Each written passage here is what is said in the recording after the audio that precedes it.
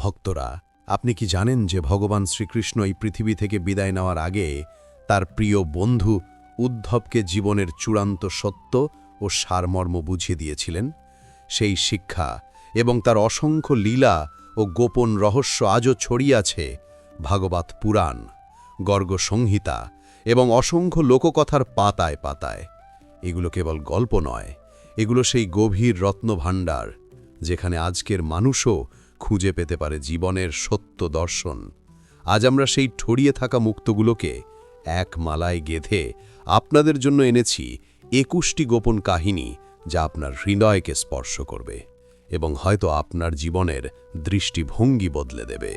যেমন কৃষ্ণের শিক্ষা কখনো শেষ হয় না, তেমনি এই ভিডিও সিরিজেও আরও অনেক গল্প বাকি আছে। তাই যদি সত্যিই শোনার আনন্দ পান, এক্ষুনি কৃষ্ণ কথা চ্যানেলটা সাবস্ক্রাইব করুন আর বেল আইকনটা প্রেস করুন, যাতে সবার প্রথম আপনার কাছে পৌঁছে যায় আমাদের বাণী। তাহলে আসুন শ্রদ্ধা ভরে বলুন, জয় শ্রীকৃষ্ণ, এবং শুরু করি প্রথম কাহিনী, অন্ধকার কুঠুরির রহস্য। বন্ধুরা, আপনি কি কখনো ভেবেছেন মানুষের জীবনের সবচেয়ে বড় ভয় কি? বেশিরভাগই বলবেন অন্ধকার, একাকিত্ব অথবা অজানা কোনো বিপদ। কিন্তু শ্রীকৃষ্ণের এই বিস্ময়কর লীলা আমাদের শেখায় যে ভয় যতই গভীর হোক না কেন, প্রেম, করুণা আর ধৈর্যের সামনে তার কোনো শক্তিই টিকে থাকতে পারে না। একদিন বালকৃষ্ণের দই দুধের হাঁড়ি ভাঙার দুষ্টামি চরমে পৌঁছে গেল। গোপীরা দৌড়ে এসে যশোদা মায়ের কাছে নালিশ করল, মা, তোমার লাল তো আমাদের দই দুধের এক ফোঁটাও রেখে যায় না। যশোদা মনের মধ্যে ঠিক করলেন, আজই ওকে শিক্ষা দিতে হবে।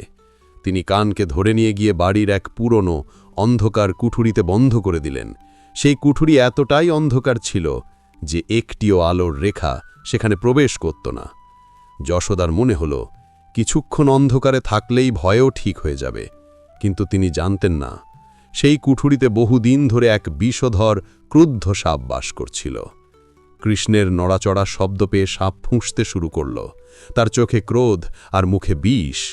যে কোনো সাধারণ শিশু হলে ভয় কেঁপে উঠত, চিৎকার করে দরজা পেটাত। কিন্তু কানা, তিনি শান্ত হাসিতে বললেন, হে সাপদেব, আপনি এখানে কেন কষ্ট পাচ্ছেন? এই স্থান আপনার উপযুক্ত নয়। তার চোখে ভয়ের বদলে ছিল দয়া, করুণা আর আত্মীয়তার ছোঁয়া। তার কণ্ঠে কঠোরতা নয়, বরং ভালোবাসা আর সম্মান। সেই ক্ষুদ্র বালকের চোখে নিজের প্রতি উদ্বেগ আর সত্যিকারের স্নেহ দেখে সাপের বিষ যেন গলে গেল। তার সমস্ত ক্রোধ ধুয়ে গেল এবং সে কোনো ক্ষতি না করে ধীরে ধীরে কুঠুরি ছেড়ে চলে গেল। কিছুক্ষণ পরে যশোদা দরজা খুললেন। তিনি ভেবেছিলেন কানা হয়তো ভয়ে কাঁদছে, ভীত হয়ে আছে, কিন্তু তিনি তো দাঁড়িয়ে আছে আরও উজ্জ্বল হাসি মুখে, যেন বলছে, মা, অন্ধকার ভয়ঙ্কর নয় যদি হৃদয়ের ভেতর আলো থাকে। এই কাহিনী আমাদের শেখায় যে জীবনের অন্ধকার কুঠুরিগুলো, তা সে বিপদ হোক, কষ্ট হোক বা অজানা পরিস্থিতি, আমাদের ভয় দেখাতে নয়, আমাদের শিক্ষা দিতে আসে। যদি আমরা সেগুলোর মুখোমুখি হই ভয় বা ক্রোধ নয়, বরং প্রেম, ধৈর্য আর করুণার সঙ্গে, তাহলে সবচেয়ে কঠিন পরিস্থিতিও শান্ত হয়ে সরে যাবে।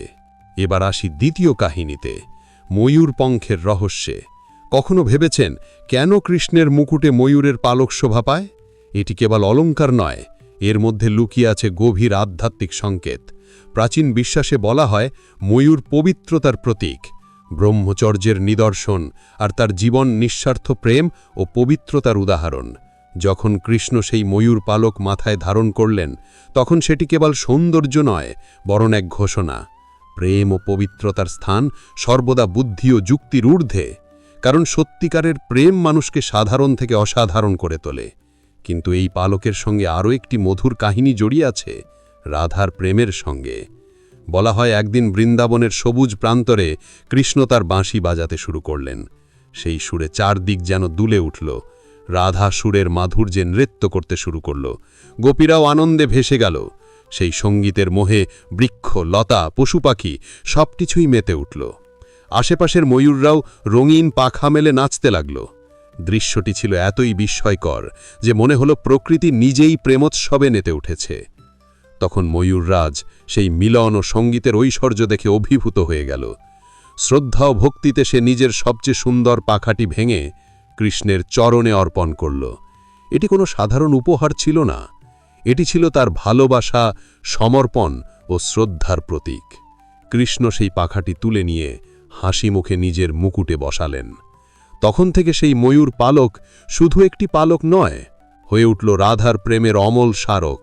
আর সেই কারণেই আজও কৃষ্ণের মুকুটে ময়ূর পালক অঙ্গীভূত। এটি কেবল সৌন্দর্য বৃদ্ধি করে না, আমাদের স্মরণ করিয়ে দেয় যে সত্যিকারের প্রেম, যা নিঃস্বার্থ, পবিত্র, সেটাই পৃথিবীর সবচেয়ে মূল্যবান সম্পদ। এবার আসি তৃতীয় কাহিনীতে, কৃষ্ণের শ্যাম বর্ণের রহস্যে। কখনো কি ভেবেছেন, যখন মানুষ রূপ আর রং নিয়ে গর্ব করে, তখন ভগবান নিজেই কেন শ্যাম বর্ণে অবতীর্ণ হলেন? এটি কেবল বাহ্যিক রঙের গল্প নয়, বরং গভীর জীবন দর্শনের প্রতীক। লোককথায় বলা হয়, যখন কৃষ্ণ কালীয় দমন করলেন, তখন হাজারো ফণা থেকে বিষের আগুন আর কালো ধোঁয়া ছড়িয়ে পড়ে চারদিক ভয়ঙ্কর হয়ে উঠেছিল। সেই সময় ছোট্ট কৃষ্ণ যমুনায় ঝাঁপিয়ে পড়লেন আর কালীয় নাগের ফণার ওপর নৃত্য শুরু করলেন। গোটা গোকুল ভয়ে শিউড়ে উঠল, ভেবেছিল কৃষ্ণের জীবন বিপন্ন, কিন্তু হলো তার উল্টো। কালীয়র বুলিশ আর ধোঁয়ার কালিমা কৃষ্ণের গৌড় দেহে লেগে গেল। তখন থেকেই তার শরীর সাময়িকভাবে শ্যামবর্ণ হয়ে উঠল। এর মাধ্যমে গভীর সংকেত পাওয়া যায় যে অন্যের জীবনের বিষ নাশ করে, সেই বিষের প্রভাব নিজের উপর ধারণ করে। কৃষ্ণ লোককল্যাণের জন্য সেই বিষ গ্রহণ করেছিলেন, যাতে যমুনা আবার নির্মল হয় এবং গোকুলবাসীর জীবন সুরক্ষিত থাকে। তাহলে বন্ধু, এই কাহিনীগুলো আমাদের শুধু গল্প শোনায় না, এগুলো আমাদের শিখিয়ে যায় জীবনের গভীরতম সত্য। শাস্ত্র আমাদের আরেকটি গভীর সত্য শোনায়। তারা বলে, কৃষ্ণ জন্ম থেকেই শ্যামবর্ণ ছিলেন। তার এই শ্যামরূপ কোনো বাহ্যিক ঘটনার ফল নয়, বরং তার অনন্ত চেতনা শক্তি ও বিরাট মহাস্বরূপের প্রতীক। ভেবে দেখুন বন্ধু, আকাশ কেন নীল লাগে, সাগর কেন গভীর নীল ছায়া ধরা দেয়? কারণ তারা অসীম, তাদের কোনো সীমানা নেই। ঠিক তেমনি কৃষ্ণের শ্যামবর্ণ আমাদের জানায় যে তিনি কেবল এক শিশু, এক রাজা বা এক মানবরূপ নন, বরং সমগ্র ব্রহ্মাণ্ডের অনন্ততার জীবন্ত প্রতিরূপ। জীবনে আমরা যখন রূপ বা বর্ণ দেখে কাউকে ছোট বা বড় করি, তখন কৃষ্ণের এই শ্যামরূপ আমাদের মনে করিয়ে দেয় যে আসল সৌন্দর্য ত্বকে নয়, তা লুকিয়ে আছে কর্মে, চিন্তায় আর অন্তরে, গভীর চেতনার আলোয়।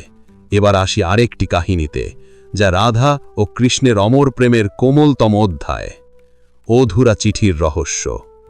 যখন কৃষ্ণ কংসবধের জন্য মথুরায় গেলেন, তখন তার সঙ্গে বিদায় নিতে হল যশোদা মায়া, নন্দবা এবং সমগ্র ব্রজবাসীকে। আর সবচেয়ে গভীর বিচ্ছেদে জর্জরিত হলেন রাধা। দিন কেটে গেল, দিন হলো মাস, মাস হলো বছর, কিন্তু কৃষ্ণ আর ফিরলেন না। রাধার প্রতিটি মুহূর্ত কাটতে লাগল অশেষ বিরহের আগুনে। তার কাছে চাঁদের আলো ফিকে, ফুলের গন্ধ অনুলনহীন মনে হল। একদিন তিনি সমস্ত যন্ত্রণা শব্দে বুনতে বসেছিলেন। কলম হাতে তুলে লিখলেন, প্রিয় কানা। তারপর আর এগোতে পারলেন না। অশ্রুর স্রোতে শব্দগুলোকে ভাসিয়ে নিয়ে গেল, সারা কাগজ ভিজে গেল অশ্রুতে। আরেকটি কাগজ তুললেন, আবারও লিখলেন, প্রিয় কানা, এবং আবারও অশ্রুর জোয়ারে সব ভেসে গেল। শত শত কাগজ এভাবেই অশ্রুতে ভিজে নিঃশেষ হয়ে গেল। শুধু ফাঁকা কাগজের অন্ধকারই পড়ে থাকল তার হৃদয়। এই অধুনা চিঠি মন্ত্রহীন হলেও গভীর বেদনা বয়ে নিয়ে আসে। যখন সুদামা দরিদ্র অবস্থায় এসে কৃষ্ণের কাছে পৌঁছালেন, তখন কৃষ্ণের মূল্য নয়, দেখলেন সুদামার প্রেম, তার সংকোচ আর নিঃস্বার্থ বন্ধুত্বের আবেগ। তিনি প্রথম মুঠো চাল খেতেই সুদামাকে একটি লোকের ঐশ্বর্য দান করলেন। দ্বিতীয় মুঠো খেতেই আরেকটি লোক উপহার দিলেন। বলা হয়, তৃতীয় মুঠো চাল খেতে যাচ্ছিলেন, তখন দেবী রুক্মিণী তার হাত থামিয়ে দিলেন। এই ঘটনা আমাদের শেখায়, ঈশ্বরের কাছে প্রাচুর্য নয়, মূল্যের নয়, বরং ভক্তি আর সমর্পণের স্নেহমে শ্রান্তই সর্বোচ্চ বন্ধু। এবার আমরা কৃষ্ণের আর দুটি দাম্ভিক কাহিনীর দিকে এগিয়ে যাই। যুদ্ধ শেষে কৃষ্ণ আর অর্জুন রথ থেকে নামতেই তা মুহূর্তে আগুনে ভস্মীভূত হয়ে গেল। কৃষ্ণ অর্জুনকে বললেন, এই রথ বহু আগেই দেবাস্ত্রের আঘাতে দগ্ধ হয়েছিল, কিন্তু আমার সংকল্পের জোরে এতক্ষণ অক্ষত ছিল। এখান থেকেই আমরা উপলব্ধি করি, যতক্ষণ মানুষ নিজেকে ঈশ্বরের হাতে সমর্পণ করে, ততক্ষণ শত বাধা বিপত্তিও তার কিছুই করতে পারে না। ঈশ্বরের সংকল্পই আমাদের জীবনের সবচেয়ে দৃঢ় রক্ষা কবচ, আর প্রকৃত জয় আসে সম্পূর্ণ আত্মসমর্পণের মধ্য দিয়ে। শিক্ষা সম্পূর্ণ হবার পর একদিন কৃষ্ণ আর বলরাম তাদের আচার্য ঋষি সান্দীপনির কাছে গুরুদক্ষিণা দেওয়ার জন্য প্রার্থনা করলেন। তখন গুরুমাতা অশ্রুসিক্ত নয়নে অনুরোধ করলেন, আমার সেই সন্তানকে ফিরিয়ে দাও যে বহু বছর আগে সমুদ্রে ডুবে মৃত্যুবরণ করেছে। এই প্রার্থনা ছিল একেবারেই অসম্ভব মনে হওয়ার মতো, কিন্তু গুরু দায় পালনকে সর্বোচ্চ ধর্ম জেনে কৃষ্ণ সাগরে প্রবেশ করলেন। সেখানে শঙ্খসান নামে এক অসুরকে বধ করলেন, কিন্তু ছেলেটিকে খুঁজে পেলেন না। শেষ পর্যন্ত তিনি গেলেন যমলোকের দ্বারে। যমরাজকে অনুরোধ করলেন গুরুপুত্রকে ফিরিয়ে দিতে। যমরাজ কৃষ্ণের মহাজ্যোতির্ময় রূপ চিনে গভীর শ্রদ্ধায় সেই বালকের আত্মাকে ফিরিয়ে দিলেন। কৃষ্ণ তাকে জীবিত করে নিয়ে এলেন এবং এভাবেই গুরু দক্ষিণার প্রতিশ্রুতি পূর্ণ করলেন। এই কাহিনী আমাদের শেখায় গুরুস্থান জীবনে সর্বোচ্চ, এমনকি মা বাবা ঈশ্বরের। শত্রুও যদি নির্মল মনে আসে, ভগবান তার অশুভ উদ্দেশ্যকে উপেক্ষা করে সেই নির্মলতার মর্যাদা দেন। বন্ধুরা, এগুলো তো কেবল প্রথম 10টি কাহিনী। এখনও আরও 11টি গভীর রহস্য লুকিয়ে আছে, যা আপনার জীবনে নতুন আলো জ্বালাতে পারে। যদি কৃষ্ণের এই গুপ্ত কাহিনীর দর্শন আপনার হৃদয় ছুঁয়ে যায়, তবে জয় শ্রীরাম নয়, জয় শ্রীকৃষ্ণ উচ্চারণ করুন হৃদয় ভরে। আর হ্যাঁ, এ ধরনের আধ্যাত্মিক কাহিনী শোনার জন্য আমাদের সঙ্গে থাকতেও ভুলবেন না। এখন আসুন এগিয়ে যাই পরবর্তী কাহিনীর দিকে। কালিয়া নাগের ঘটনা কেবল এক বিষাক্ত সাপকে দমন করার কাহিনী নয়, এর আড়ালে লুকিয়ে আছে প্রকৃতি ও মনের শুদ্ধির শিক্ষা। কালিয়ার বিষাক্ত নিঃশ্বাস যমুনার জলকে দূষিত করেছিল। কৃষ্ণ যখন তার ফণার ওপর নৃত্য করলেন, তখন তা প্রতীক হয়ে উঠল। প্রকৃতি বিষাক্ত উপাদানকে শক্তি দিয়ে নয়, বরং কলা, সামঞ্জস্য ও সাহস দিয়ে নিয়ন্ত্রণ করা যায়। আরও এক অর্থ আছে, যমুনা আমাদের জীবনধারা, আর কালিয়া আমাদের অন্তরে বাস করা অহংকার, হিংসা ও ক্রোধের প্রতীক। যতক্ষণ এই বিষাক্ত ভাবনা আমাদের মনোরূপী যমুনায় থাকে, ততক্ষণ জীবনও বিষাক্ত হয়ে থাকে। তাই এই কাহিনী শেখায়, জীবন সুন্দর করতে হলে কেবল বাইরের পরিবেশ নয়, অন্তরের দূষণও পরিষ্কার করতে হবে।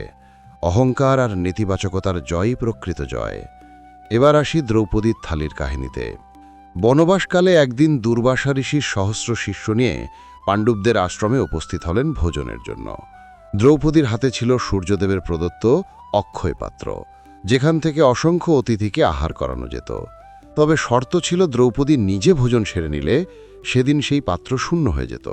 দুর্ভাগ্যবশত সেদিন দ্রৌপদী খাওয়া শেষ করে ফেলেছিলেন, তাই অতিথিদের জন্য আর এক কণাও অবশিষ্ট রইল না। তিনি ভাবতে লাগলেন, যদি দুর্বাসা ঋষিও তার সহস্র শিষ্য ক্ষুধার্ত থেকে ফিরে যান, তবে নিশ্চয়ই ভয়ঙ্কর অভিশাপ দেবেন। আতঙ্কে কাঁপতে কাঁপতে দ্রৌপদী কৃষ্ণকে স্মরণ করলেন। কৃষ্ণ মুহূর্তেই তার সামনে আবির্ভূত হলেন। মৃদু হেসে বললেন, দ্রৌপদী, ভীষণ ক্ষুধা পেয়েছে, কিছু খেতে দাও। লজ্জিত দ্রৌপদী মাথা নত করে বললেন, প্রভু, আমার পাত্র তো একেবারেই খালি। তখন কৃষ্ণ স্নেহভরে বললেন, মন দিয়ে দেখো, কিছু না কিছু অবশিষ্ট তো থাকবেই। বিস্মিত দ্রৌপদী লক্ষ্য করলেন পাত্রের কোণে লেগে আছে একটি শাক পাতা। কৃষ্ণ সেই পাতা তুলে নিয়ে আনন্দ ভরে মুখে দিলেন, আর সঙ্গে সঙ্গেই অলৌকিক ঘটনা ঘটল। যমুনায় স্নানরত দুর্বাসা ঋষিও তার সহস্র শিষ্য হঠাৎ এমন তৃপ্তি অনুভব করলেন, যেন তারা রাজসভায় অমৃতভোজ সেরে উঠেছেন। বন্ধুরা, এখানেই শিক্ষা। ভগবানের কাছে প্রাচুর্য নয়, মূল্যের নয়, আগুন থেকে উজ্জ্বলতা আর আকাশ থেকে নির্লিপ্ততা। এই শিক্ষা আমাদের বলে, সত্যিকারের গুরু বা ঈশ্বর কাউকে নিজের উপর নির্ভরশীল করে তোলেন না, বরং তারা মানুষকে আত্মনির্ভরশীল করে তোলেন। জ্ঞান পেতে কারো বাহ্যিক সহায়তার অপেক্ষা করো না, নিজের অন্তরে আর প্রকৃতির মাঝে তাকাও, সর্বত্রই ঈশ্বর বিরাজমান। অবশেষে কৃষ্ণ উদ্ধবকে তার সবচেয়ে গোপন ও চূড়ান্ত সত্য জানালেন। বললেন, উদ্ধব, এতদিন তুমি আমাকে বাহিরে খুঁজছিলে, আমার শরীরে, আমার লীলায়, আমার উপদেশে, কিন্তু সর্বশ্রেষ্ঠ রহস্য এই যে আমি তোমার ভেতরেই আছি, আর তুমি আমার ভেতরে। প্রত্যেক জীবের অন্তরে যে আত্মা বিরাজমান, সেটিই পরমাত্মার অংশ, সেটিই কৃষ্ণ। কৃষ্ণ বোঝালেন, যতদিন মানুষ নিজেকে কেবল দেহ মনে করে, ততদিন সে দুঃখ ভয়ে আবদ্ধ থাকে। কিন্তু এক মুহূর্তেও যদি সে উপলব্ধি করতে পারে যে সে শুদ্ধ আত্মা, যে কখনো ধ্বংস হয় না, তবে তখনই সে মুক্ত হয়। এখানেই প্রকৃত শিক্ষা। আপনার খোঁজের শেষ কোথাও বাইরে নয়, আপনার অন্তরের ভেতরেই। যে আনন্দ, যে প্রেম, যে শান্তি আপনি মন্দিরে খুঁজছেন, তা আসলে আপনার হৃদয়ের ভেতরেই রয়েছে। তাই আত্মাকে চিনতে পারাই জীবনের পরম লক্ষ্য। এইভাবে সমাপ্ত হল এই কাহিনী, ভগবান শ্রীকৃষ্ণের 21টি লীলা কাহিনী আর তাদের অন্তর্নিহিত গভীর শিক্ষা। এই কাহিনীগুলো আমাদের জানায় কৃষ্ণ শুধু কোনো ঐতিহাসিক চরিত্র নন, তিনি জীবনযাপনের এক মহাশিল্প। তার প্রতিটি কাজ, প্রতিটি লীলা আজও মানুষের জন্য এক দিক নির্দেশক। তার প্রস্থান কোনো সমাপ্তি নয়, বরং প্রতিটি আত্মার অন্তরে ঈশ্বরের দিকে যাত্রার সূচনা। কৃষ্ণ আজও জীবিত, আমাদের প্রেমে, আমাদের কর্মে, আমাদের স্মৃতস্পন্দনে। বন্ধুরা, যদি ভগবান শ্রীকৃষ্ণের এই লীলা ও উপদেশ আপনাদের ভালো লেগে থাকে, তবে ভিডিওটিকে লাইক ও শেয়ার করতে ভুলবেন না। আর কমেন্টে অবশ্যই লিখুন, জয় শ্রীকৃষ্ণ।